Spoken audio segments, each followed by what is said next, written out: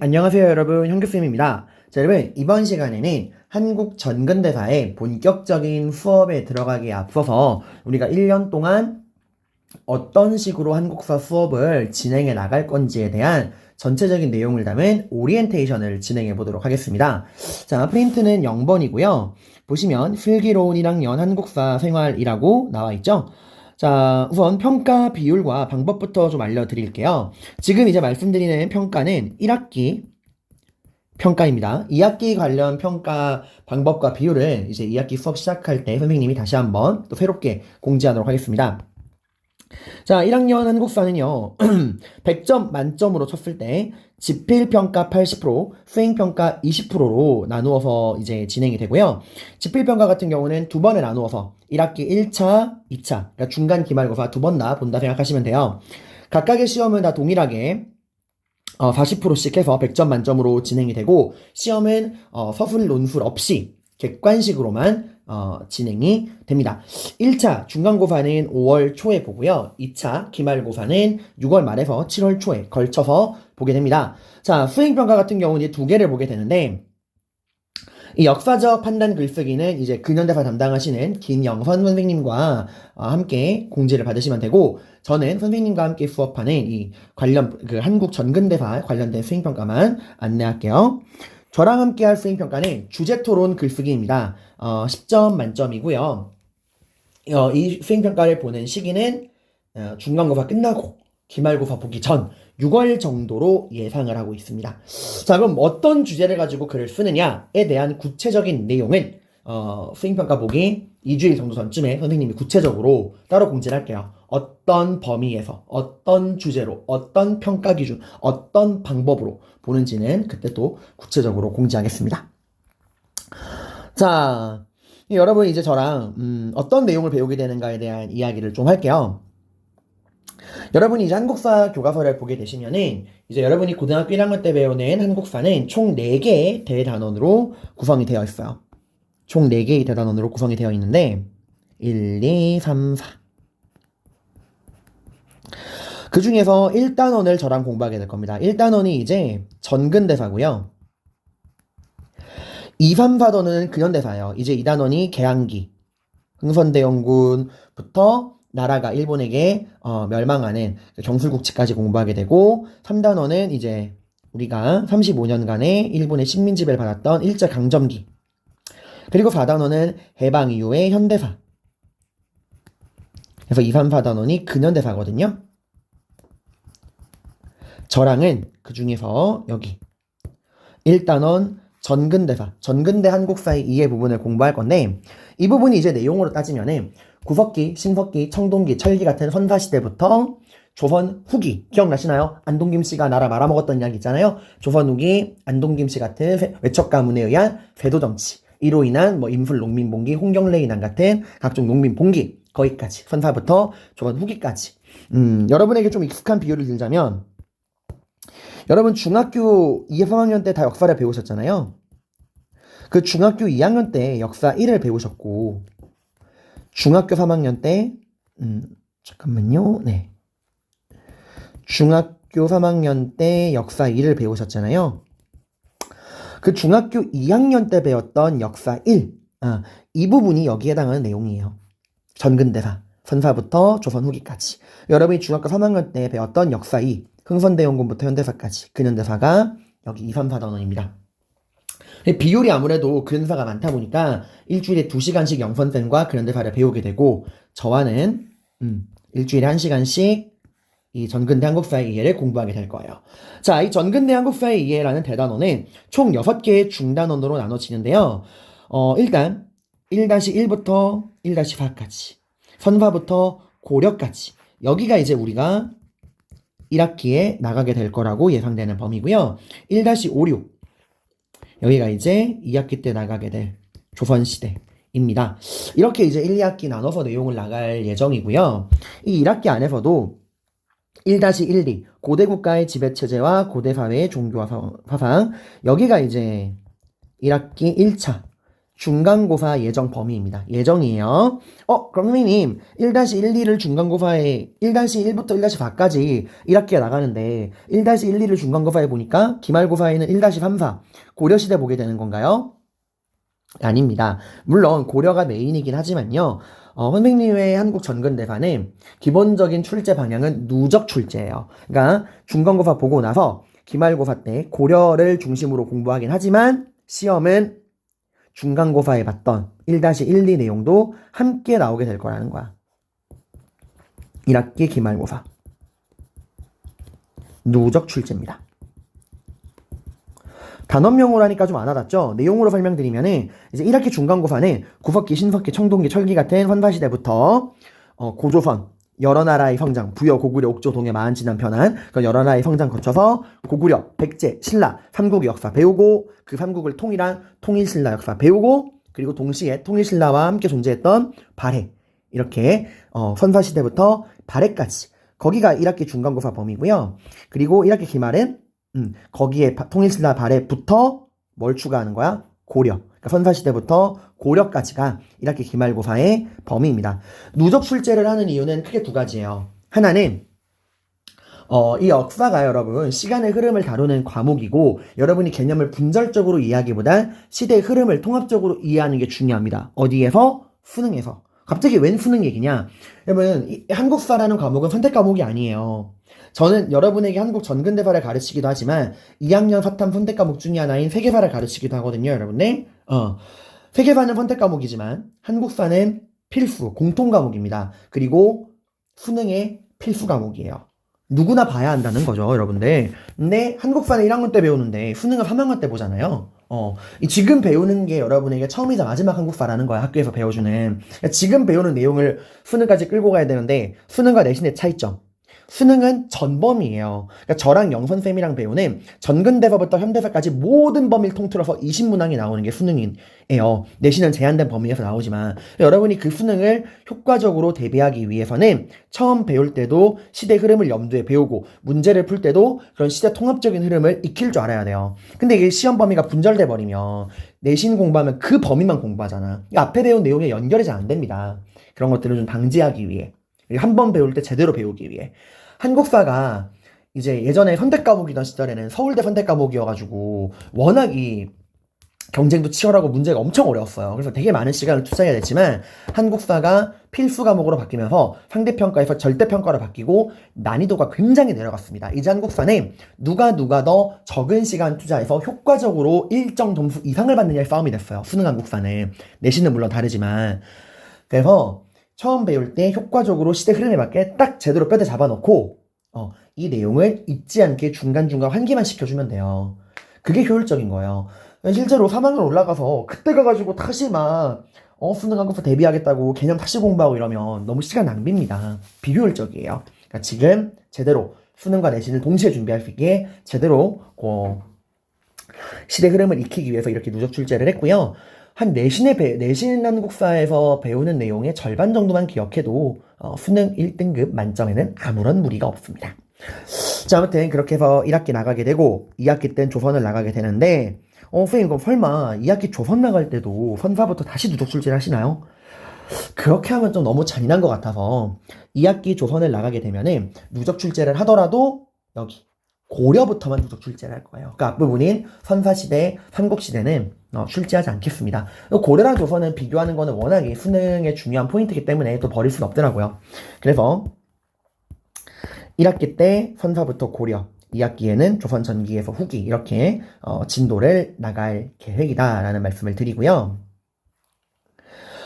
수업 진행에 관해서는 여러분들은 이제 저랑 처음 수업을 하게 되니까 프린트의 구성에 대해서 이제 좀 간단하게 설명을 드리면은 이미 구글 클래스랑 이알림이로 여러 번 파일도 제공해드리고 했지만 선생님은 기본적으로 프린트를 인쇄물과 파일 둘 다 제공을 해드립니다. 여러분들의 편의를 위해서요. 프린트는 개념편과 문제풀이편으로 나눠지게 되고 항상 내 단원의 개념 설명이 끝나면 그 단원에 관련된 기출문제, 수능 모의고사 받는 것 문제들을 제가 문제로 나누어 드려요.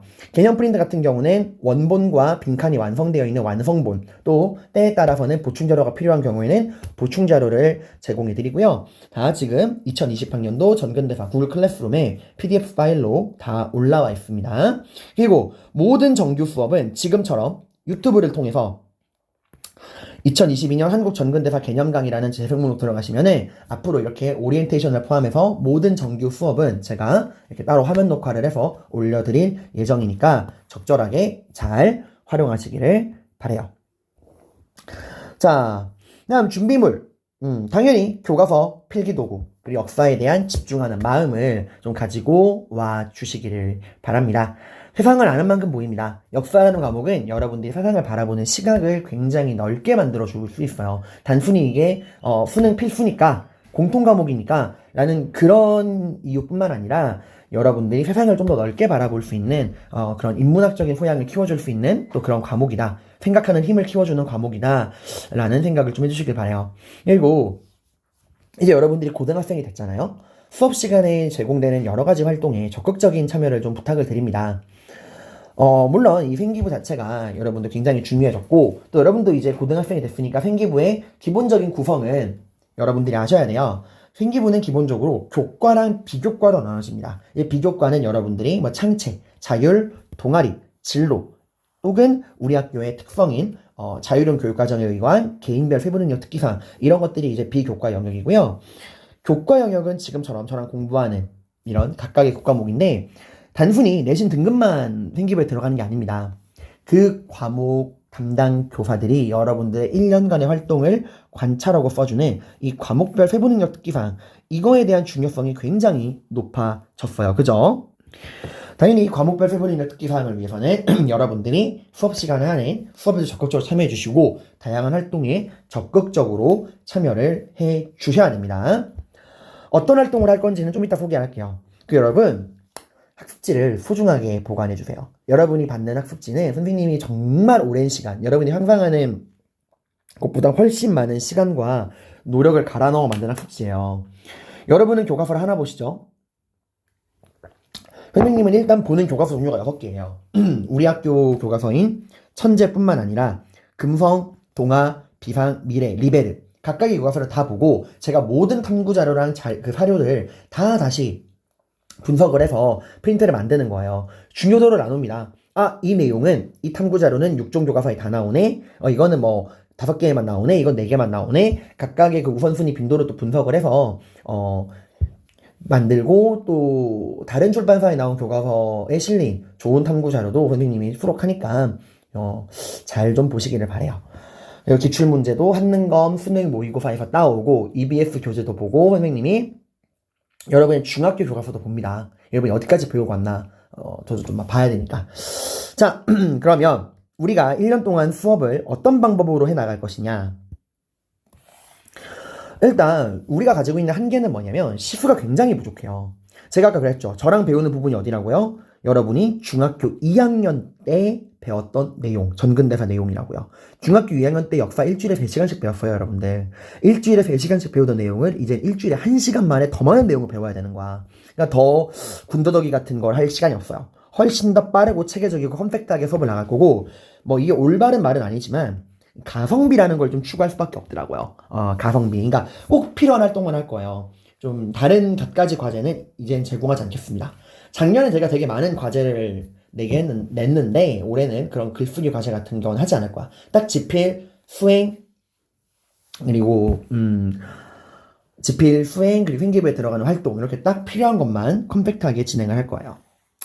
자, 아까 선생님이 과세특위 수업 시간에 한 활동들이 적힌다겠죠? 크게 이 수행평가랑 이 활동, 이 두 가지를 기본으로 합니다.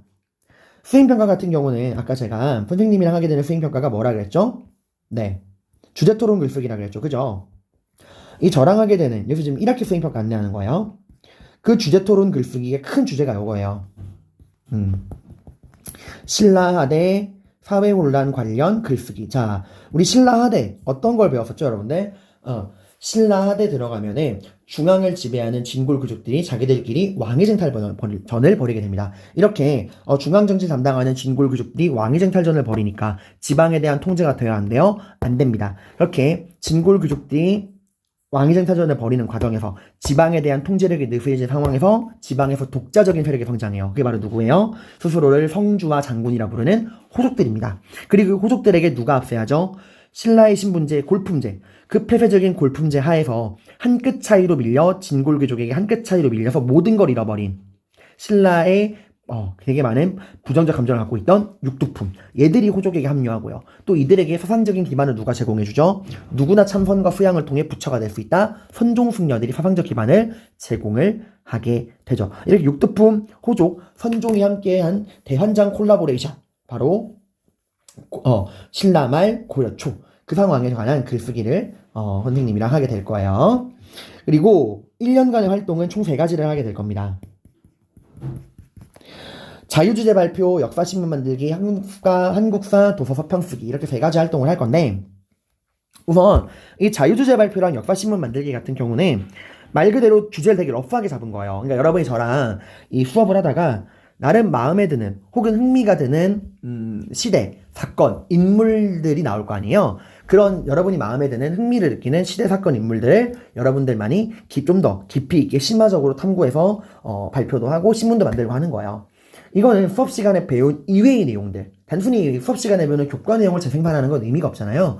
그런 역사에 좀 교과서나 수업 시간에 다루지 않은 깊이 있는 심화적인 뒷이야기를 여러분들이 다룬다 보시면 돼요.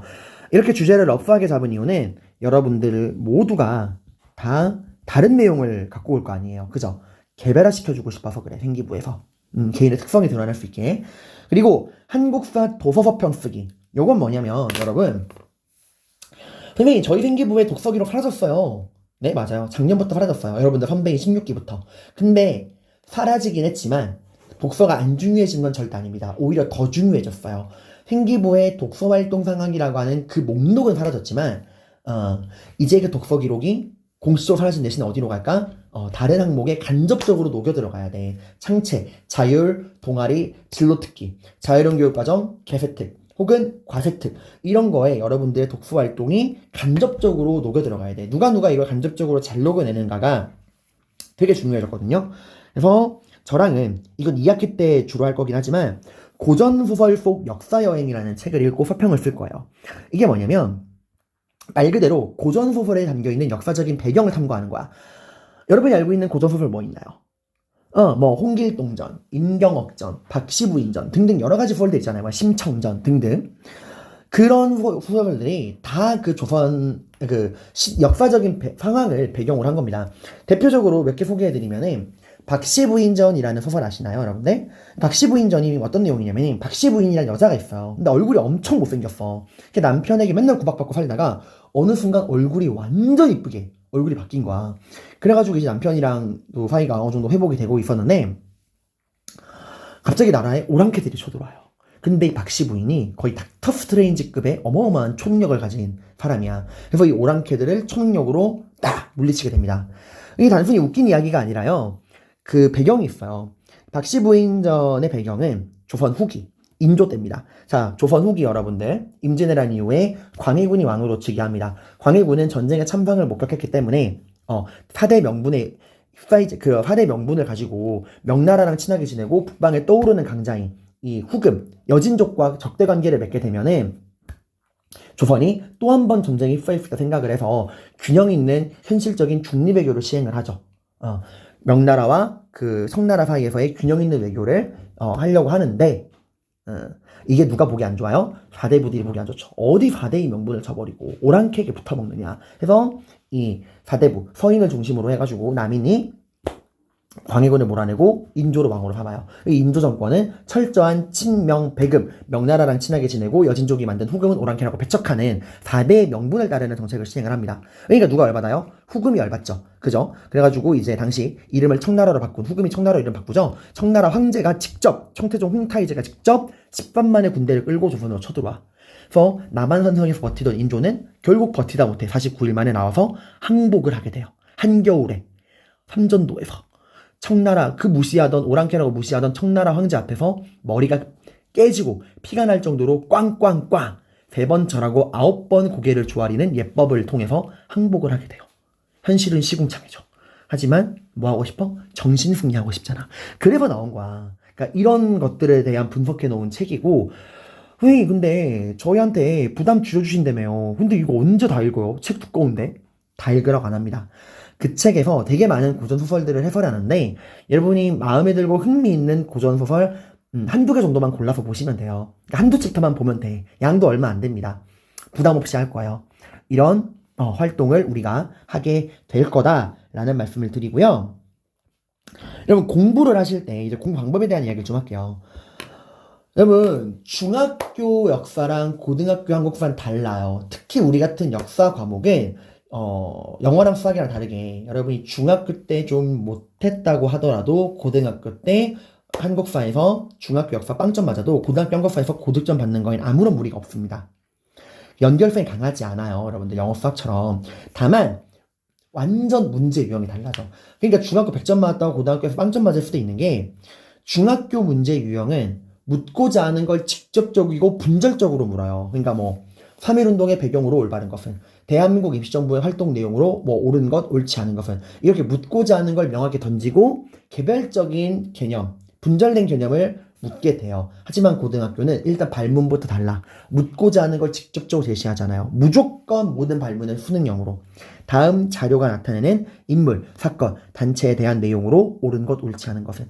이런 식으로 문제가 나온다고. 그러니까 여러분이 뭐 해야 돼? 그 자료를 보고 일단 그 자료가 뭐에 대한 건지, 어떤 인물, 사건, 단체에 대한 건지 사료를 분석하고 거기에 맞는 내용을 끌고 와야 돼.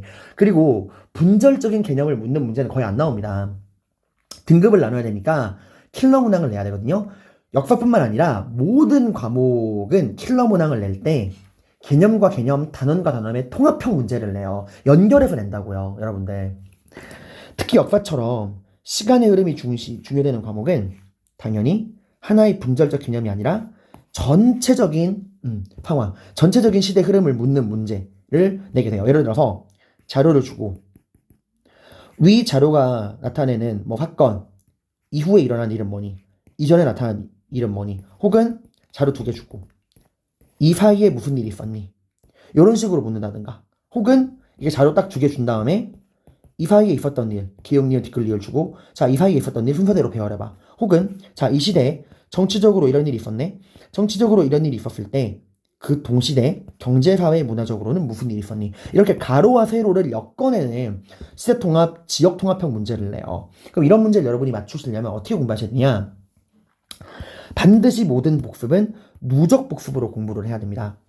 1부터 10까지 공부한다 그러면 여러분들은 이게 중학교 때 습관인데 1따로, 2따로, 3따로, 4따로, 5따로, 6따로, 7따로, 8따로, 9따로, 10따로 이게 분절적으로 공부해요. 그러면 한 7, 8 정도 진도를 나갈 때 앞에 게 기억이 안 나. 1부터 6까지 기억이 안 난다고요. 그리고 당연히 기억이 안 나니까 개념과 개념 간의 연결성을 묻는 통합형 문제는 손도 못 댄단 말이야.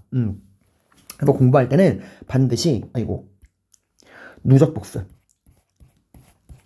1, 1, 2, 1, 2, 3, 4, 1, 2, 3, 4, 5, 1, 2, 3, 4, 5, 6, 1, 2, 3, 4, 5, 6, 7, 8, 9 이런 식으로 배운 내용을 계속해서 연결시키면서 누적 복습으로 끌고 와야 돼. 그래야 단원과 단원, 개념과 개념, 시대와 시대를 아우르는 이런 통합형 킬러 문항을 여러분이 무리 없이 풀 수 있어요. 능님님, 누적 복습하게 되면 시간이 너무 많이 오래 걸리잖아요. 아니에요. 복습은 하면 할수록 시간이 단축됩니다. 앞의 내용도 연결되고 훨씬 내용을 깊이 있고 멀리 볼 수 있게 돼요. 알겠죠, 여러분들? 자, 그러면 우리 본격적인 내용에 들어가기 앞서서 이건 시험에 나오는 거 아니니까 조금은 가볍게 들으셔도 돼요. 이제 선생님이랑 본격적으로 선사시대 공부하고 역사시대로 넘어가게 될 건데 우리 기본적인 용어는 잡고 갑시다. 선사와 역사. 자, 여러분, 선사와 역사에서 공통적으로 들어가는 글자가 뭐예요? 네, 사예요, 사. 이 사가 한자거든요. 여기 나오죠? 사. 바로 기록할 사라고 하는 한자입니다. 사관이 붓을 들고 역사를 기록하는 모습을 형상화한 한자인데요. 이 기록할 사를 중심으로 우리가 선사와 역사의 용어를 정리해 볼게요. 우선 선사시대, 이전선이라는 거예요. 뭐 이전? 사, 기록사. 바로 기록 이전의 시대라는 거예요. 자, 뭐 이전의 시대라고요? 네, 기록 이전의 시대다라는 거야. 그럼 얘들아, 기록 이전의 시대라는 건 우리 무언가를 기록하기 위해서는 뭐가 필요하죠? 그렇죠. 뭘 기록할 수 있는 문자, 글자가 있어야 돼요. 즉, 기록 이전의 시대라는 거는 기록을 남길 뭐가 없는 시대라는 거야? 그지? 기록을 남길 문자가 존재하기 이전의 시대라는 거야. 그러면 문자가 존재하지 않는 기록 이전의 시대라면 우리는 그 시대 사람들의 삶을 뭘 통해 파악할 수 있을까? 그쵸. 그 시대 사람들이 남겨놓은 유물과 유적을 통해 우리가 그 시대 사람들의 삶을 알 수가 있어. 그래서 선사시대, 구석기, 신석기가 선사시대거든요. 이 선사시대는 문제가 거의 다 뭐로 나오냐? 사진자료, 유물, 유적, 사진자료를 줘요. 그리고 다음 자료가 나타내는 시대 사람들의 생활 모습으로 옳은 것은 이런 식으로 문제가 나와요, 여러분들. 이거 어떻게 해야 돼? 이 유물, 유적을 보고 반드시 뭘 파악해야 돼요? 그쵸. 이게 어느 시대 건지 알아야 돼. 구석기, 뗀석기, 주먹도끼, 가락바퀴, 뼈바늘, 북파영동검, 북방식 고인돌, 돌무덤, 널무덤 이런 각각의 유물 요정이 구석기인지, 신석기인지, 청동기인지, 철기인지 어느 시대 건지 연결 지을 줄 알아야 됩니다. 그게 이 선사시대의 핵심이에요. 자, 그 다음에 여기 역사시대를 볼게요. 지낼 역, 기록할 사. 지내온 일을 기록해온 시대라는 거야. 자, 그럼 뭐 이후의 시대라는 거죠? 그쵸. 기록 이후의 시대라는 거예요. 기록 이후의 시대라는 거는 기록을 위한 뭐가 있다? 그치. 문자가 있다는 거야. 문자가. 그럼 이 시대 사람들의 삶은 우리가 뭘로 알 수 있을까? 그치. 문자로 된 그 사람들의 기록, 그 시대 사람들의 기록, 역사를 통해 알 수가 있죠. 조선왕조실록이라든가, 삼국사기라든가. 자, 그러면 이제 역사시대 왔으니까 유물유적은 필요가 없을까? 아닙니다. 유물과 유적도 여전히 그 시대 사람들의 삶을 알 수 있는 중요한 역사적인 자료가 돼요. 그래서 이때부터는 자료가 두 종류로 나오죠. 이런 유물유적 사진자료가 나오기도 하고 글로 된 문자 사료가 나오기도 하고요. 역사서가 나오기도 하고요. 자, 이렇게 두 종류로 나오게 되고 우리가 이렇게 글로 된 기록, 역사서와 유물유적 이 두 가지를 모두 아울러서 역사 연구의 재료가 된다 그래서 사료라는 말을 씁니다. 여러분들. 자, 그럼 이제 우리 역사시대, 시대를 구분하는 걸 좀 봐야 되는데 되게 좀 많이 헷갈려 하시더라고요, 여러분들. 이거 시험에 나오는 거 아니지만 앞으로 제가 수업 시간 때 4세기, 백제의 전성기, 5세기, 고구려의 전성기, 6세기, 신라의 전성기 이런 식으로 이제 세기를 이야기할 건데 그럼 세기 개념 정도는 여러분이 아셔야 되거든요. 자, 일단 올해가 몇 년도죠, 여러분들? 네, 2022년입니다. 그죠? 2022년이에요. 자, 이거에 동의하지 않으시는 분은 없죠?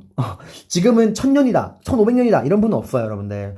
지금 전 세계 70억 인구가 모두 올해가 2022년이라는 거에 동의하고 있어요. 전 세계 모든 사람들이 통일된 역법, 달력을 쓰고 있습니다. 이건 뭘 기준으로 만들어진 역법일까요? 네, 맞습니다. 예수의 탄생을 기준으로 만들어진 달력이에요. 전 세계가 공통적인 걸 쓰고 있죠. 이게 이제 19세기 서양 제국주의가 동양, 아시아랑 아프리카를 식민 지배하는 과정에서 그들의 문화권으로 전 세계를 포맷을 시켰거든요. 그래서 우리가 지금 서양 문화인 예수 그리스도, 기독교의 신 예수 그리스도를 기준으로 달력을 쓰고 있는 거예요. 자, 예수 탄생 이전을 우리가 뭐라 그러냐? 기원전. 이걸 BC라고 하죠. 이 BC는 뭐의 약자냐? 영어예요. Before Christ. 바로 그리스도 이전의 시대라는 겁니다. 그리고 예수 탄생 이후는 기원 후, 약자로는 AD예요. 이제 AD는 뭐의 약자일까요? 이거 헷갈리죠? BC가 Before Christ니까 기원 후는 After Christ, AC가 돼야 되는 거 아닌가? 아니에요. 이 BC는 영어지만 AD는 라틴어예요. 아노 도미니라고 하는 라틴어인데 뜻이 바로 그리스도의 시대라는 뜻입니다. 좀 더 있어 보이죠?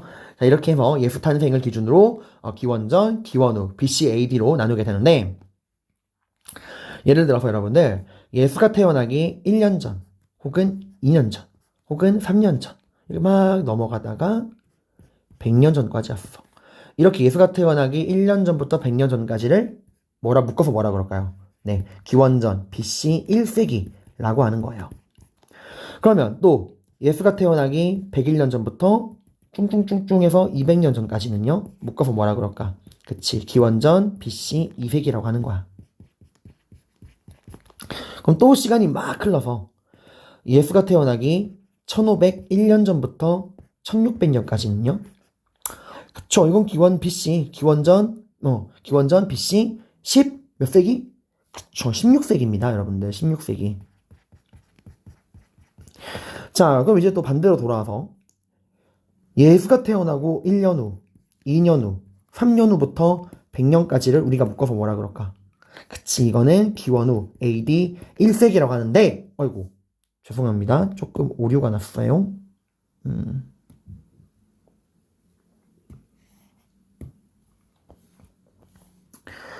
자, 기원 후 AD 1세기라고 하는데, 보통 교과서나 이제 문제집이나 역사책에서 이 기원전 같은 경우는 항상 기원전이나 BC라는 말을 꼭 붙여줍니다. 하지만, 만약에 그냥 뭐 교과서나 이런데, 뭐 13세기, 14세기, 라고만 딱 3개만 나오면, 그건 다 이 기원 후 AD를 말해요.